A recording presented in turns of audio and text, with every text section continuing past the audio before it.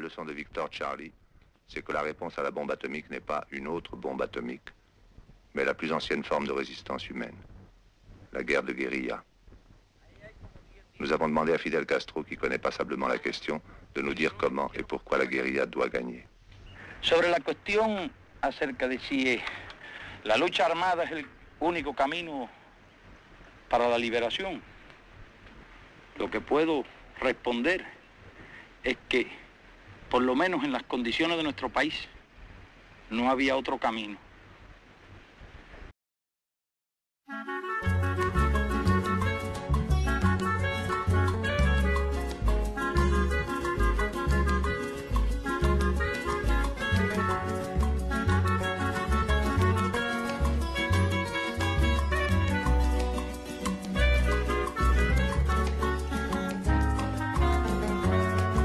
Estoy tan enamorado de la negra Tomasa, que cuando se va de casa, qué triste me pongo. Estoy tan enamorado de la negra Tomasa, que cuando se va de casa, qué triste me pongo.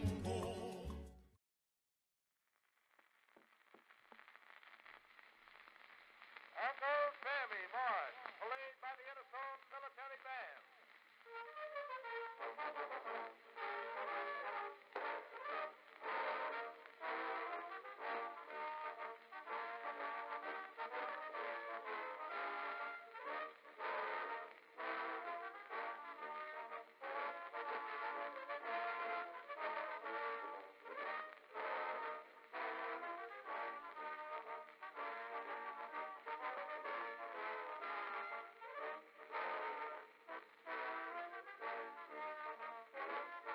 Para entender o movimento revolucionário cubano, devemos voltar para o ano de sua independência, 1898. Neste ano, Cuba conseguiu se declarar independente da Espanha, com o apoio dos Estados Unidos, que viam no grande exportador de cana-de-açúcar uma oportunidade econômica e social. Logo, os norte-americanos conseguiram oficializar a que ficou conhecida como Emenda Platt, que dava a eles pleno controle econômico e político da nação. Todos os lucros passaram a ir para os bolsos de empresários americanos, que interferiam na política local, indicando candidatos aos mais diversos cargos, para que assim pudessem se manter no controle.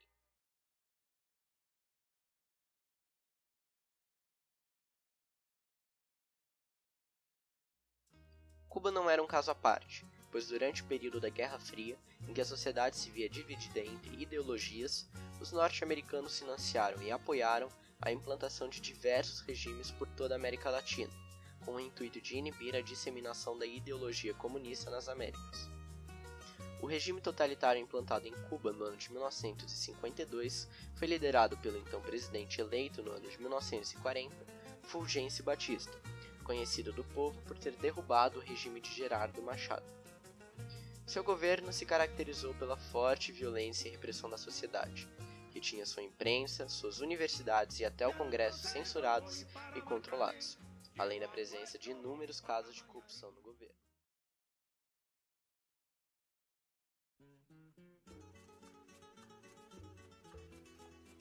Diante de todo esse contexto, surge um militante adepto da ideologia marxista, que pretendia derrubar o governo de Fulgêncio Batista e melhorar a condição do seu país.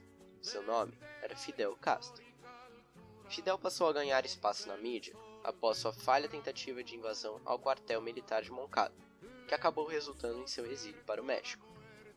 Por meio de suas ações, Fidel acabou conhecendo um médico argentino que compartilhava de seus ideais. Era ele, Ernesto Che Guevara. Junto a Che Guevara e seu irmão, Fidel organizou, no México, um pequeno grupo de militantes para assim poderem seguir com seu movimento revolucionário. Eles ficaram conhecidos como guerrilheiros, pois utilizavam de uma estratégia de ataque chamada guerrilha, que consistia na ocultação e extrema mobilidade de seus ataques durante uma ofensiva.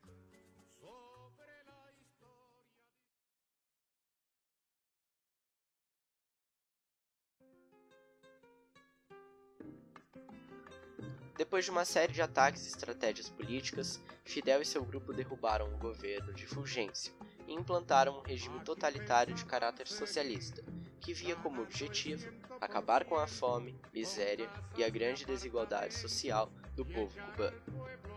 O regime não agradou os americanos, que logo organizaram ataques para tentar a posse da ilha.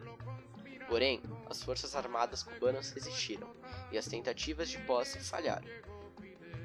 Se vendo então sem alternativas, os norte-americanos decidiram isolar economicamente a ilha, impedindo que qualquer país que mantivesse relações econômicas com os Estados Unidos comercializasse com Cuba. Tal acontecimento acabou aproximando Fidel Castro da então União Soviética, em busca de financiamento para a economia cubana.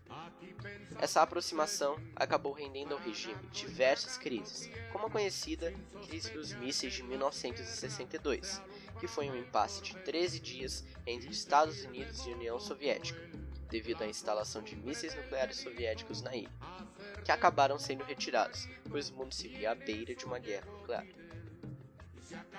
A ditadura de Fidel Castro, que durou até 2008, é até hoje muito controversa, pois mesmo sendo um regime totalitário, repleto de censura, violência e repressão, proporcionou estabilidade econômica, educacional e social da população, com o governo tirando milhares de crianças e adultos da fome, dando educação e saúde a todos, e nivelando a diversidade econômica do país.